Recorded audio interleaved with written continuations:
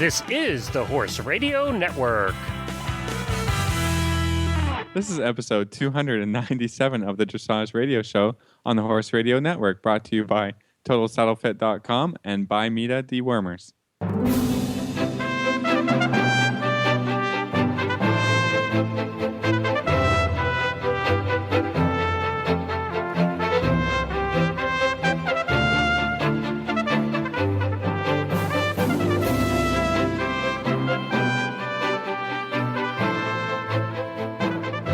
This is Reese Koffler-Stanfield from Wellington, Florida. And this is Philip Parks from Fergus, Ontario, and you're listening to the Dressage Radio Show with our trusty producer, Glenn. He's with us today. Hey, it's so good to be back again. Hi guys. How are you? I am so excited I get to meet Philip this weekend, and I get to hang out with Reese and everybody down in Wellington. We're all converging on Wellington. It's going to be a party and a half. And I still can't believe you guys have never met in person. I know. So I just want Philip to talk and then Glenn pick him out. Just use your voice. And Yeah, well, he knows what I look like. We send him See, photos. that's the nice thing about Facebook. You do know what people look like now, right? True. Yeah. True. Not like years ago where you had no idea. Although I still go to Rolex and I'm waiting in line at for food or something, and I'm talking to some, and I get people say, "Are you Glenn?" Because they recognize my voice. So I've had that happen to a couple horse shows too, to be honest. I'll get a funny look and I'm like, hello? Yes, I'm And they're Reese. like, I'm Reese from the Horse Radio Network. That's pretty fun. That happened to me one time last year, and I was so excited. So I'm glad we have people that listen. well, we're going to get to do all kinds of stuff. Tell us what we're doing this weekend, Reese. What you got planned? Well, what I have planned, exactly, yeah. It is going to be a big week. So Glenn and Jennifer get in on Thursday. So we have the Vince Ramos Buck Off, which is charity for the Vince Ramos Therapeutic Riding Center. So we're doing that on Thursday, probably some dinner. And then, Glenn, it sounds like on Friday morning you're doing your first live ringside show. Yeah, well, we're doing At Horses WEF? in the Morning at WEF ringside while we're watching the show go on. We're going to be doing Horses in the Morning. Emily Thompson of our Jumping Radio show is joining us for that. She set that all up, and we're kind of excited about that. We've never done that before. So I know. That's fantastic. And then Friday night is the big 5-star dressage show. That's actually, they jogged today. Today's Tuesday. We're recording a little bit early because Glenn is traveling. Yep. And then Philip gets in on Saturday morning. And Sunday night, we're doing jumping. Emily, it sounds like, got us some good tickets for that. And then on Sunday, I think there is a Grand Prix jumping class, and also there's polo. Polo. So Sunday, it is going to be, I think I'm going to be exhausted by we got to Sunday stomp night. some divots. Yes, I think I'm going to be exhausted by Sunday night. I need to take a little nap or something. My goodness, we're going to have quite the time. You notice I So- didn't mention the drinking before stomping. You notice I didn't mention that. But It's No, during- no, it's during usually, yeah. Yes, I think they go during. together, right? Yes. Isn't that- It's going to be such a great weekend. I can't wait. And Philip and Meredith is coming, and she's always wonderful to hang out with. So we're going to have a big time. And Philip, you stay for a week, don't you? The whole crew. I think maybe 5 days. I'm going to be sick of you. I'm just kidding. Ha! Just kidding. So we're going to work some horses. I'm going to put Philip to work a little bit. And so it should be a really, really, really good time. So we're all looking forward to a fantastic weekend. And we have the 5-star coming up. Like I said, they jogged today. The Prix St. George is Wednesday, and the Grand Prix is Thursday. So I think our crew... Is all the freestyles on Friday? Will there be I-1 freestyles as well? Or You know, it's going to be really- such a huge show. I don't know. Yeah, if they I'm can sorry, even I fit them didn't- in. Yeah, I didn't bring my list to the computer. It's actually in the barn hanging up. So I don't know, but we'll be able to tell everybody exactly how everybody's doing, and should be a really good week. This is the big daddy, so everyone's coming in. Should be a really, really, really fun week. And I know Stephen Peters is here. I know Paragon is going. Shelley Francis is going. So it should be a phenomenal start list. So it'll be fun. So Friday night, Glenn, you're going to see some really good dressage. So I'm excited to show you that. I'm actually Cheer excited on the to watch Canadians. dressage. Yeah, cheer on the Canadians, by the Whoa. way. Well, 5-star dressage is a little different than watching training level. So, Oh yeah. it's the So, real thing. Yeah. I'm very excited. I actually liked watching dressage at the World Equestrian Games when I was there. It will be very similar. It will be very similar to that. So it'll be a lot of fun and definitely some partying going on for sure on Friday night. So Yay. big weekend starting, and we'll have all the news from the 5-star next week. So that's the plan. So Cool. Well, we got a good show on tonight. we do, and we have just a little bit of news. We didn't cram full. We have actually a really jam-packed show. So which will be fun, but with just a little bit of news, and it's sad. Metallic, the great gelding who Anne Gribbons trained and rode to the Pan Am Games, silver medalist. He was ridden by Robert Dover, also Gunter Sedell, died at the age of 31 in northern Florida this week. So wonderful horse for the United States. So sad news. Very, very important horse for the United States, and 31. That's a good ripe old age for a horse to live. So, but sad nevertheless. Absolutely. Well, on the show tonight, we have a great show. We have Stergios. I met her last week or 2 weeks ago. She came in for the USDF Trainers Conference from California, and we never give California love. So I asked her to come on the show and give us her story and her impression of her trip to Wellington. And then we have a young lady from Otterbein University who's going to come on and talk about the IDA. And Philip gives great insight because he did that for 7 years, right, Philip? Yeah, I was an IDA coach for 7 years, so we know all about it. That'll be fun. I think it would be nice for the collegiate system to get some love because those girls are in school, and then mostly girls, I guess not 100%, but I'd say it'd be about 99%. But they're working hard in school, and they're also pursuing their riding interests, and I think it's a really great program. And so she's going to come on and talk about the nationals will be coming up in April, I guess. Absolutely. And then we have our totalsaddlefit.com trainer tip, or it's not a trainer tip this week. It's a saddle fit tip this week. Justin's going to come on and talk to us a little bit about some saddle fitting stuff, and there we go. That's our show. Yeah, we have a health segment coming up too, talking about deworming. So that's also going to be tonight. Oh my goodness, we got a lot today to get to. I got a big show. Well, right after our health segment, we are going to come on with Doris Stanos about her mare that she brought to Wellington a few weeks ago.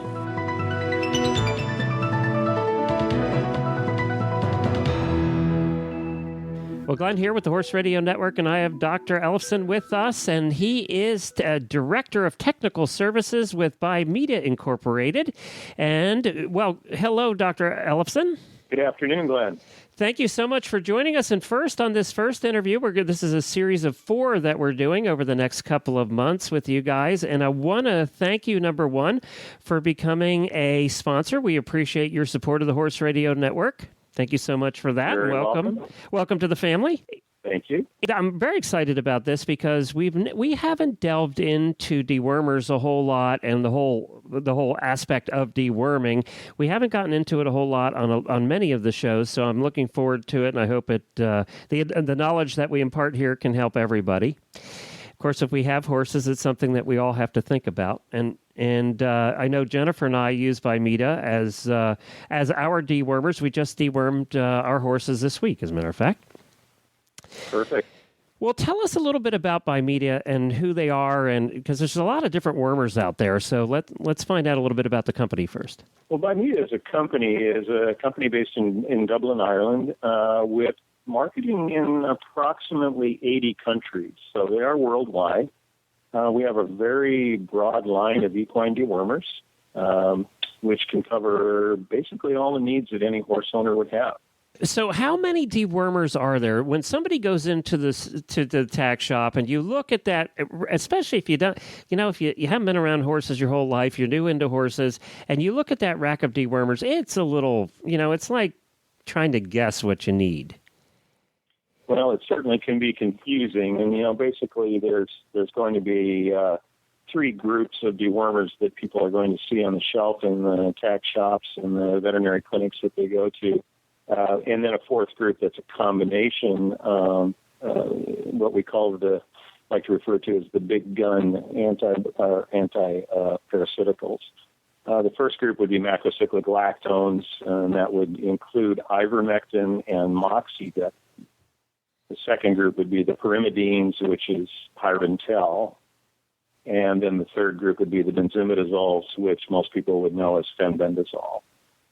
Then there's that combination group, which is the macrocyclic lactones, either ivermectin or moxidectin, along with a compound called praziquantel, which is used to control tapeworms. So you end up basically with 4 different classes of dewormers.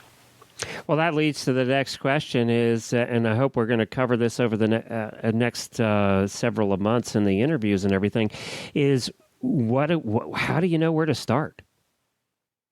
Well, it's a great question. And really, what I always tell people is your veterinarian knows better than anyone what is the best parasite control program for you.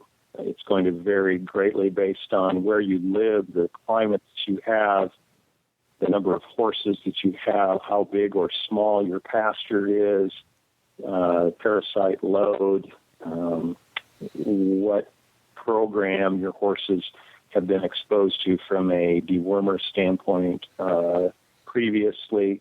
And so, it's not overly complicated, but it's not overly simplistic either. So, a good relationship with an equine veterinarian is essential in constructing a good dewormer program.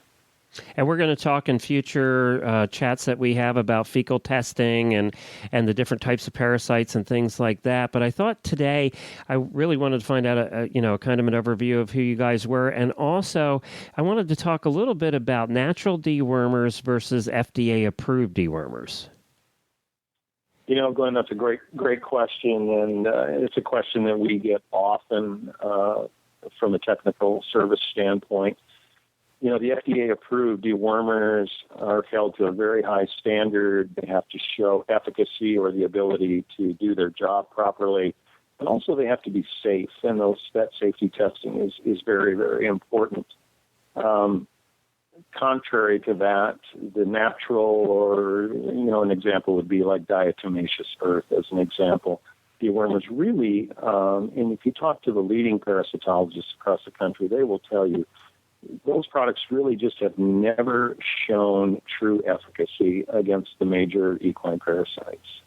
Well, Dr. Ellefson, we are going to continue with a series of conversations about dewormers, but if people want to find out where to go right now to learn more, they can do it at bimedaequine.com. That's BIMEDA, equine.com. There's all kinds of great links. First of all, it talks all about the different products you have, but there's also deworming plans and information on parasites and all kinds of things on that website. That's absolutely right, and that's a great place to get very pertinent and helpful information. Section in there where Dr. Ellefson answers questions as well, and it's called Did You Know by Dr. Dave. So you can click on that button and you can find all kinds of questions and answers in that section. We'll talk to you again next month. All right, thank you, Glenn. Look forward to it. bimedaequine.com.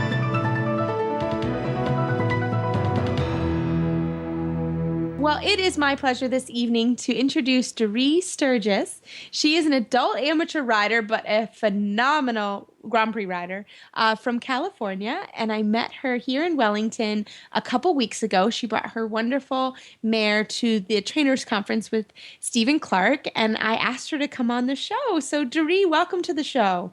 Thank you. Thanks for having me. Well, you are just the most impressive lady I have met in a very long time. You not only are a wonderful rider and have a wonderful horse, but you're a mom of 5 kiddos. Yes, I am. Oh, my gosh. Yeah, they're a lot of fun. I have to say the horses are more demanding. I love it. Well, tell us, let's start with your horses. Tell us about your mare that you brought. She is phenomenal. In early 2010, I believe. I can't think that far back at this point. I went on a tour in Germany, and where I have 13 horses, but she's my youngest, and did a full tour, and wound up choosing a 5-year-old Hohenstein gelding.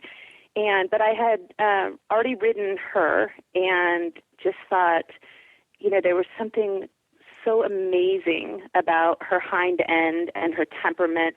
And really, when I choose my horses, the horses, I believe they choose me. The eye is the first thing that I look at. And then I look at, if they have 3 solid gaits. If they don't, I would prefer the walk and the canter. But I kind of look at the overall picture and get a feeling from them. And I really got a special feeling from her. But she had she had such an amazing movement to her. I thought, as an adult amateur, I'm going to ruin that because I did my first show in November of 2005. And I just thought, I'm not a professional. And my husband flew out and looked at her and he said, "You're not going to ruin her. You're getting this one." And my husband was a Grand Prix dressage rider. He's the one that got me into this. And so I wound up bringing her to California, and just from, the beginning, just walk, trot, canter, fun. And she's literally the sweetest horse I've ever met in my life, and will just come in the front door of the house if you open the doors.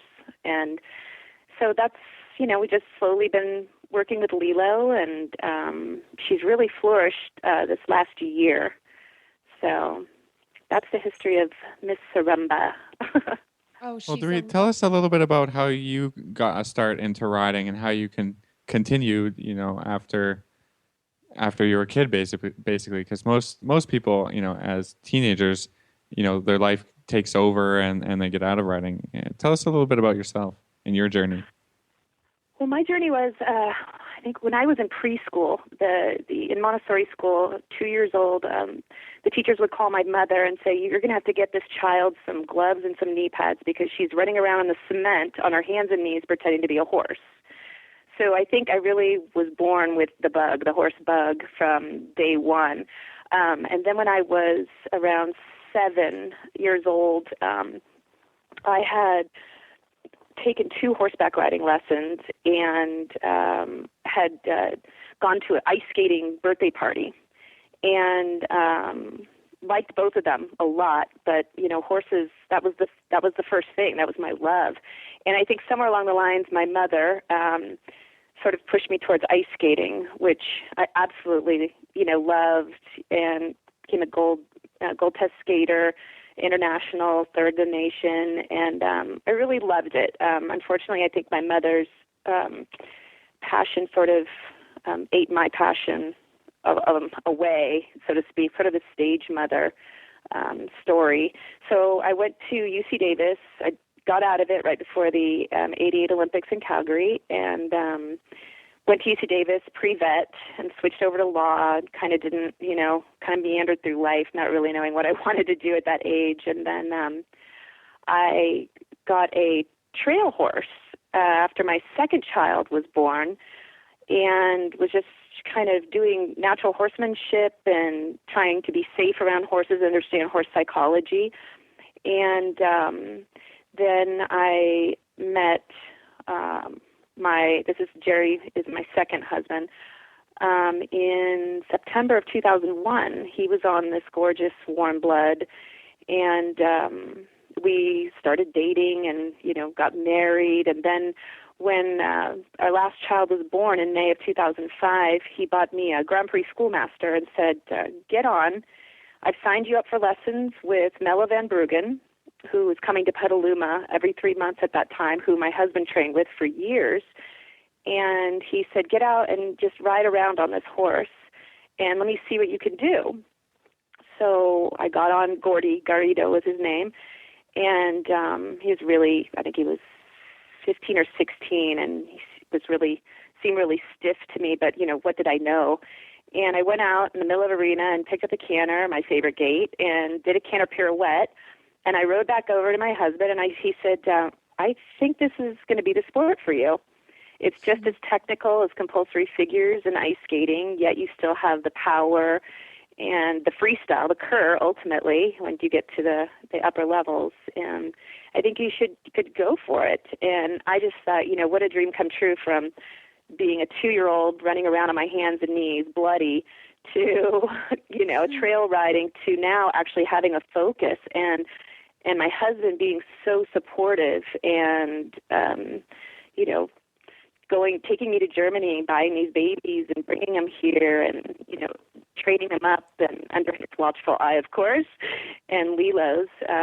So that's how it really got started. It took a long time. I wish I had been, more like an Ankie van Grunsven or, most half of Germany where, they get out of school early to ride, but that wasn't my path. And I think that looking back on everything, I don't think that I would have had the patience as a teenager or even in my 20s to do what I do now.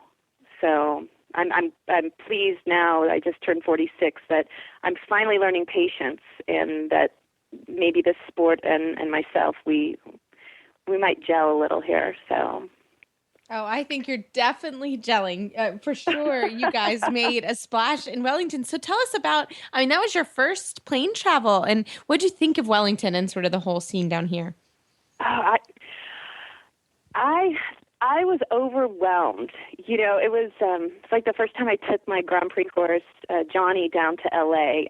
They said, you qualified for, Region 7, and why don't you go to L.A. and ride? And I said, well, okay, I'm going to go. And I took one of my best friends and loaded my horse up and went down and had the time of my life. I had that same kind of anxiety. I thought, all right, well, if I fly with my horse, since we have that trust and that communication, and I'm there for her, I'm not worried about her in transit or anything like that. But I think being on the West Coast, I don't know, it's kind of like the rappers. There's an East Coast, West Coast thing. And it's it's like it's true, the yeah. Crips and the Bloods.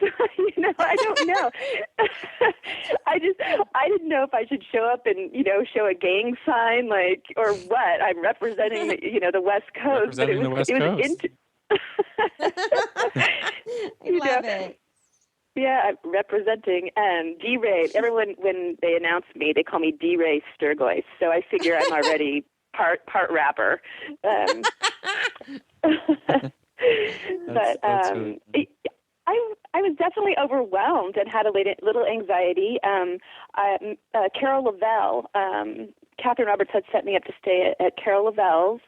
And Dr. Joy Baker, who I guess stays at her place half the year from North Carolina. And so they were really warm and really inviting and just really supportive. And I have to say, when I showed up, and my jaw dropped. You hear, I stay away from politics after being an ice skater, of course. And I ride at home here, and I don't really get into that. I just really stay focused, and I tend to find the good people, and sort of magnet my way towards them. But I felt very, very welcomed by the whole process, I have to say. And there were people showing up at Carol Lavelle's barn and introducing themselves. And I think one of them was Michael Poulin's daughter.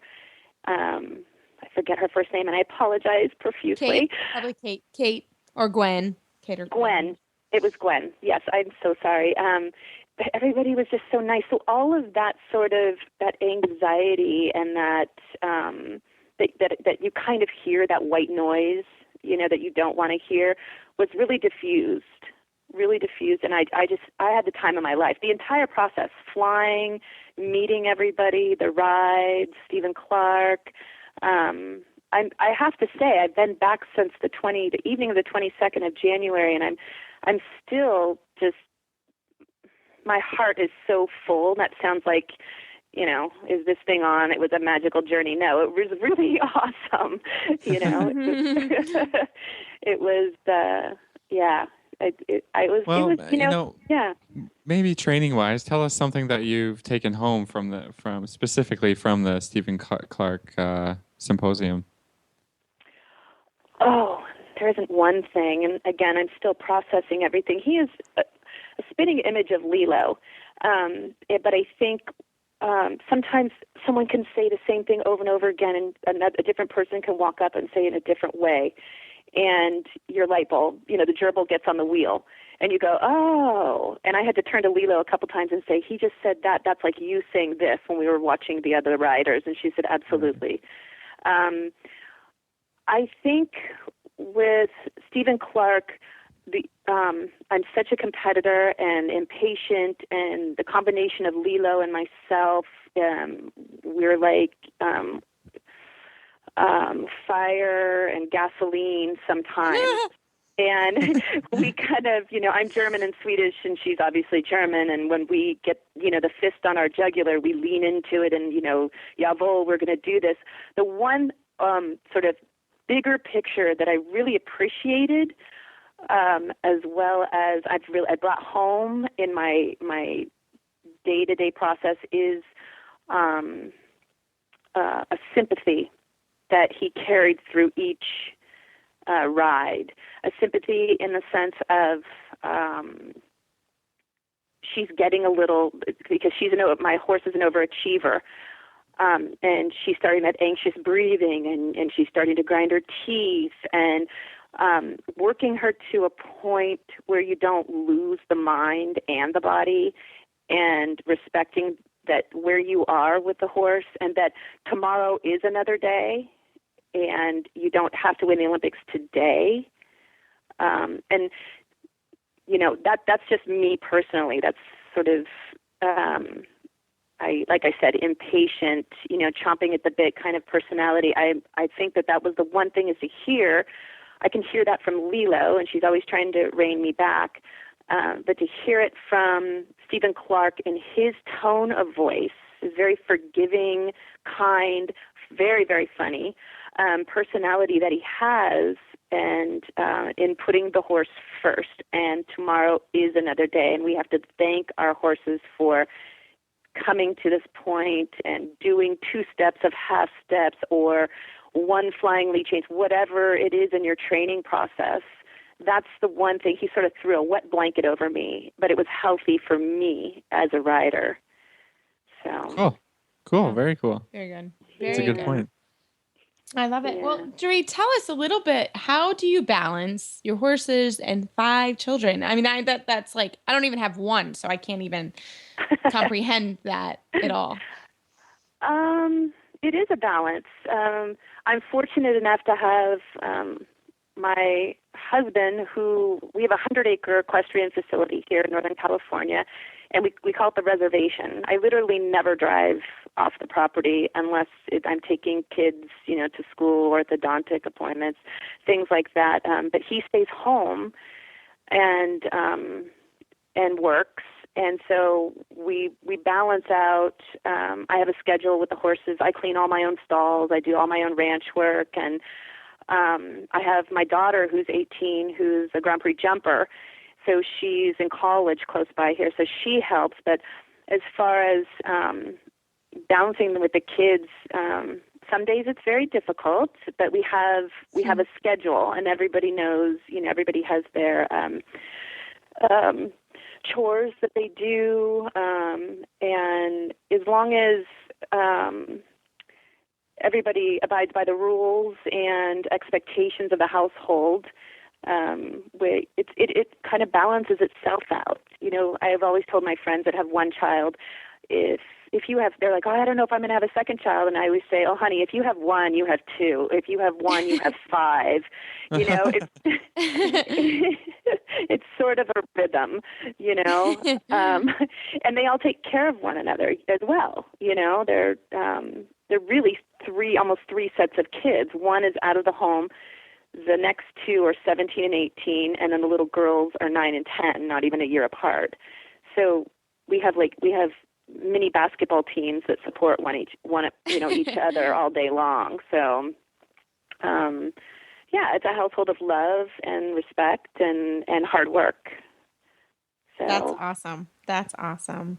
Well, Doree, thank you so much for coming on the show. We would love to stay in touch and see how your mare develops and your travels with her. And it was great to meet you. You're really an inspiration for all of us riders. And you're just as warm and kind in person as you are in the radio. So thank you so much. And if we have anybody that's in Northern California, how would they get in touch with you?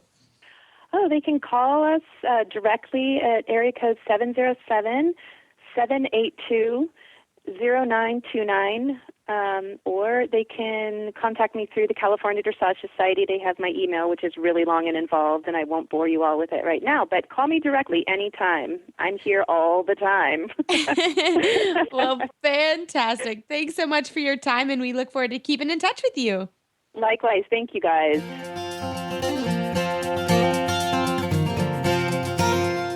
Hello, Robin Donahue here, and I'm an official HRN auditor. I love the programming that the Horse Radio Network offers and have chosen to support them through a monthly contribution. If you enjoy listening to any of the Horse Radio Network shows, won't you join us as a member of the HRN Auditor family? You can do it for as little as $1 a month. Just go to horseradionetwork.com and click on the HRN Auditor banner. And don't forget, as an auditor, we get the blooper reel. Well, tonight we have Rebecca Knopf from Otterbein University, the school that will be hosting the IDA Nationals this year. How are you, Rebecca? I'm doing great. Thank you for asking. Great. Well, first of all, we should explain to all of our listeners about the Intercollegiate Dressage Association, which is what IDA is. Maybe you can give us a quick rundown. We've done a couple of interviews about it before, but we just need a reminder. Okay. So the Intercollegiate Dressage Association, or IDA, is a college program for student riders to compete in an affordable way, to compete in the sport of dressage. And basically, there can be any number of students on a team, but for a team to show, you need about 4 people. There's 4 levels. You have your first level rider, your upper level rider, lower training, and intro level, so which is walk trot. And the students then compete on unfamiliar horses. They get 10 minutes to warm up, and then they go into the arena and ride their test and are scored, and then they compete against other schools in their region. So 10 minutes, that's really difficult. Yes. I mean, that's not easy to be able to get on a strange horse, 10 minutes, and go ride a first level test. That's pretty hard. What's some strategies that you guys use or work on to be able to do that? Well, something that one of my coaches told me, Carrie, one of the coaches here, she just tells you every single time, ride the horse you're on at that minute. Don't try to fix anything. Just ride the horse that you were sitting on in that 10 minutes. So if your horse is tense, try to make them more relaxed. If your horse is lazy, get them going forward. It's not a lot of time, like you said. It's only 10 minutes. So we work on things that will show up in our tests. We work on halts. We work on stretchy circle and transitions mostly, depending on what test. I am in lower and upper training right now, or transitioning into upper training. So we'll be working on the shallow loop or serpentine and things. Yeah, those are the big daddies. Yeah, those are the big scores.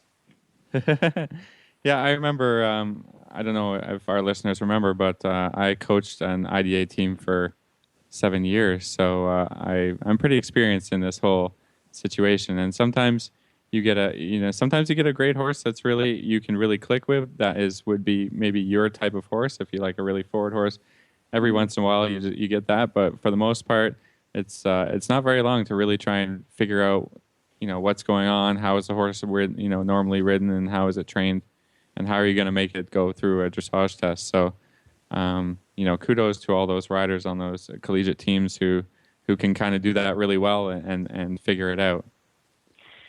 And along with that, sometimes horses can be used for, 2 horses can be used for either lower or upper training. So if one of them is a little bit hotter, one of them is a little bit lazier, I know my team will sometimes switch horses around in the levels depending on what rider was best suited for that horse. Oh, that's super. I think that's all part of the strategy of it, Mm-hmm. right? Trying to match horses with people the best that you can. Exactly. So tell us about the IDA Nationals. What's coming to Otterbein College? Otterbein University is hosting the IDA 2015 Nationals. It is the national championship for all of the colleges that have qualified. And it's April 25th and 26th of this year, so it's coming up. And basically, it's a 2-day competition. The first day is the individual competition, so students who have been the champion of their level in their region will come and compete against 11 other riders. There's 12 in each level at the national championship. And whoever is the national champion of their level, they, get beautiful big ribbons and some spectacular prizes. And then on Sunday is the team championship, and the teams that have been champions of their region come and their team shows. So they have 4 riders, like I was saying, and each of the riders will place in their level, and then according to their placing, they get a certain amount of points, and then the points add up to, you might not win every single level, but you might have, 3 second places and a 4th place, and that might end up making your team the champion because you got the most points. So, Rebecca, is this something that's any high school age student that's interested in IDA, would this be a good event to kind of attend? And can that happen?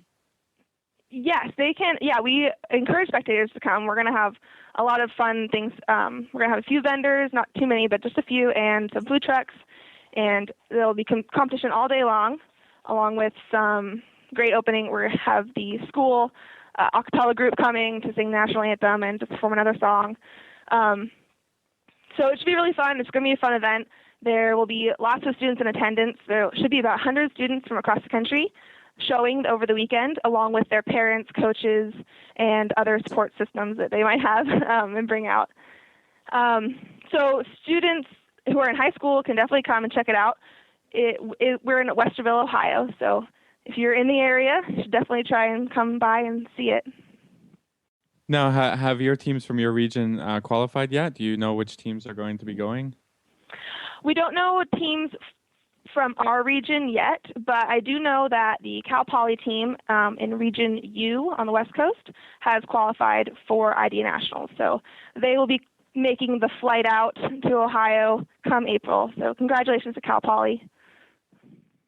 Yeah, that's great. That's great. Now, does Otterbein, I know like some of the schools have riding programs within the school, and some of the schools have riding programs that would be kind of extracurricular. So does Otterbein have a riding program, and do you have the horses there to be able to host the competition? Yeah, so we actually have 3 riding teams that are extracurricular riding teams associated with Otterbein University. We have a hunt seat IHSA team, Intercollegiate Horse Show Association, and we have the IDA team, and we have an eventing team. And our university actually owns a barn, the Austin E. Knowlton Center for Equine Science, and we own 30 of our own horses. So we'll be using a lot of our own horses, and then a couple of the instructors in the area will be, lending us their horses as well, some trainers and stuff. Awesome. That sounds fantastic. Yeah. Yeah. So, Rebecca, thank you for joining us on the Dressage Radio Show today to help us understand about IDA and about the Nationals coming to Ohio. That sounds great. Good luck to everyone who goes. Great. Thank you so much.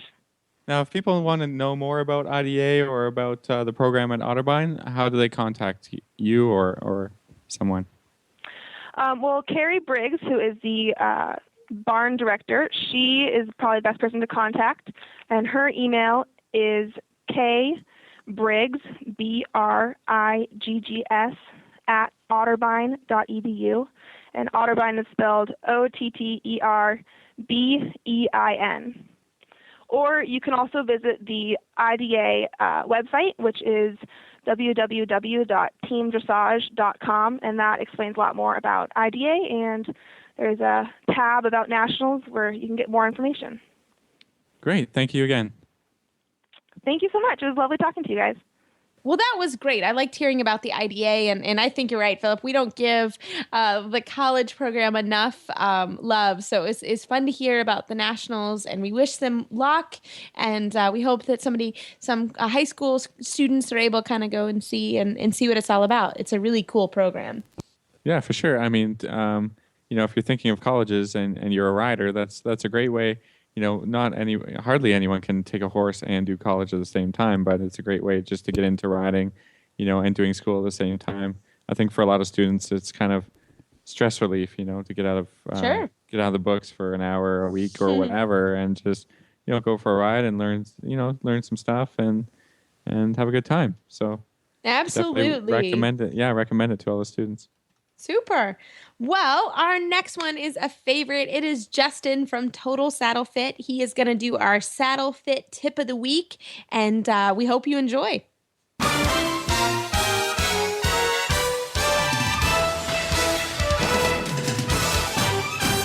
This week's dressage training tip is brought to you by Total Saddle Fit, home of the shoulder relief girth at TotalSaddleFit.com.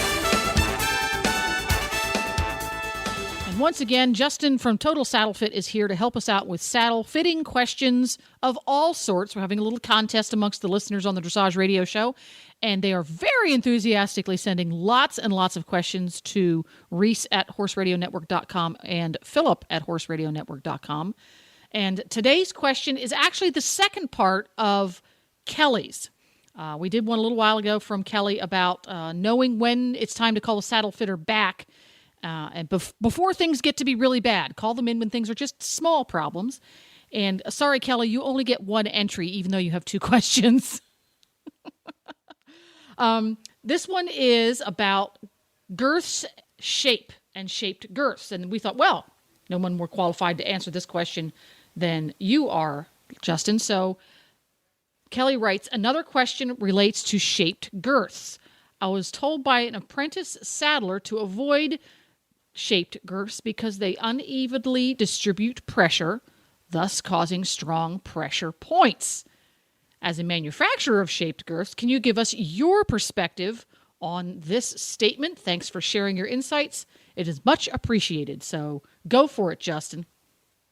All right. Well, I think the first thing to look at when you're considering any kind of girth is what do you want out of it? What's your need in a girth? You just need something to attach a shaft saddle to a horse, because if that's the case and everything else is perfectly fine, then maybe you don't need a shaped girth at all. If you decide you need some kind of benefit out of a girth beyond just attaching your saddle to the horse, there's kind of two ways that shaped girths can help. And the first and most common one that you'll see, which is the vast majority of all the manufacturers out there, is it's called anatomical, contoured, shaped, whatever word you want to use. They're more or less used synonymously, and they're designed with a cutback around the elbow. So most of the ones you see out there, they kind of look really squiggly, like a windy road or something. And I like that. Squiggly. Yeah, it's a good term. Very descriptive. I'm trying to be as high-tech as possible with my terminology here. And what they do is they have cutbacks around the elbows. So when the girth attaches, if your horse, if a regular straight girth is kind of coming up, interfering with the elbow, one of these contour girths will help that. And that's where the majority of their benefit comes from. Now, if your need was just elbow clearance, comfort around the elbow, that kind of squiggly girth, if you want to call it, that would be your best bet. Now, where we come at it from, our standpoint at Total Saddle Fit, making the shoulder relief girth, is we come from a saddle fitting standpoint.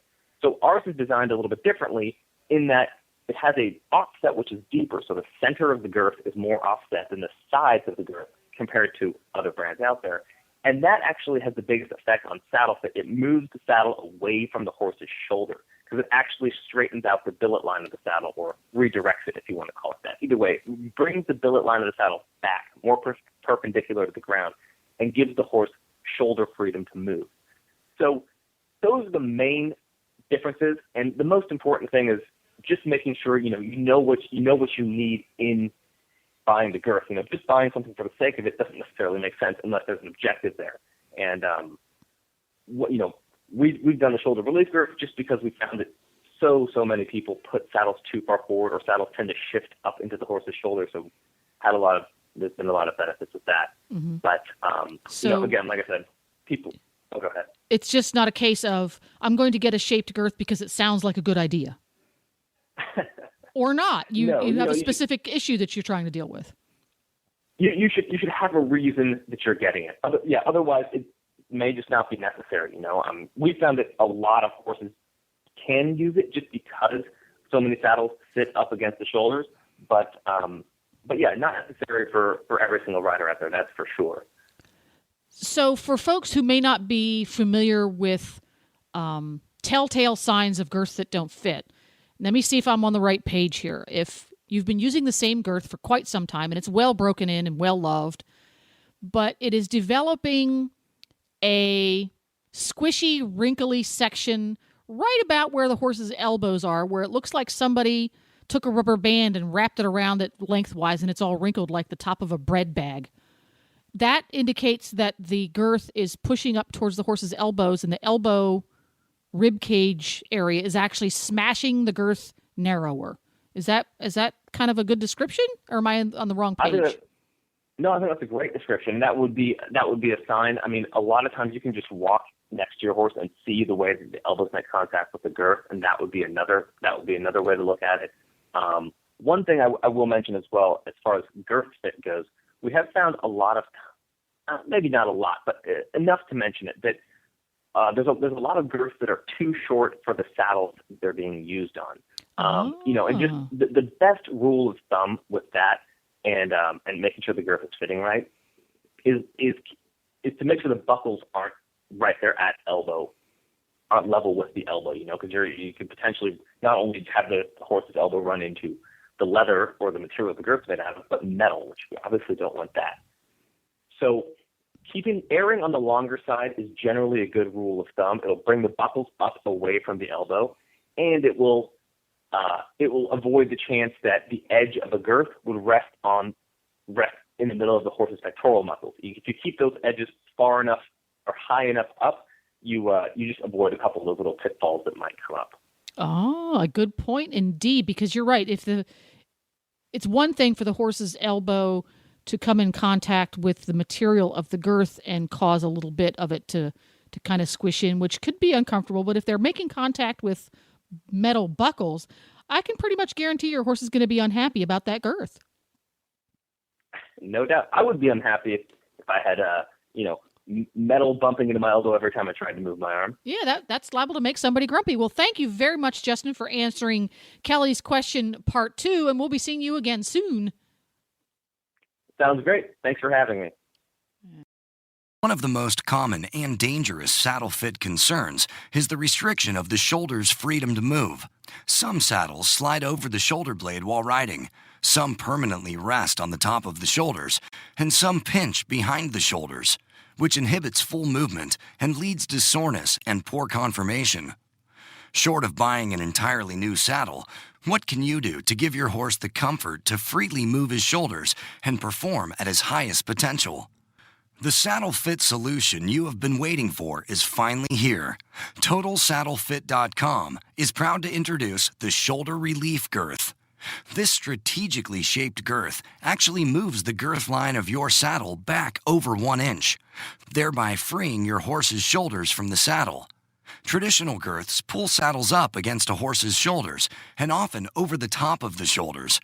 The Shoulder Relief Girth's recessed ends allow for the billets to buckle into the girth farther back to give your horse unparalleled freedom of motion.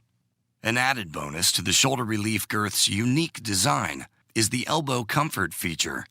The recessed ends, designed for saddle fit, now relieve pressure for elbow comfort as well. Similar girths can be purchased for over $275.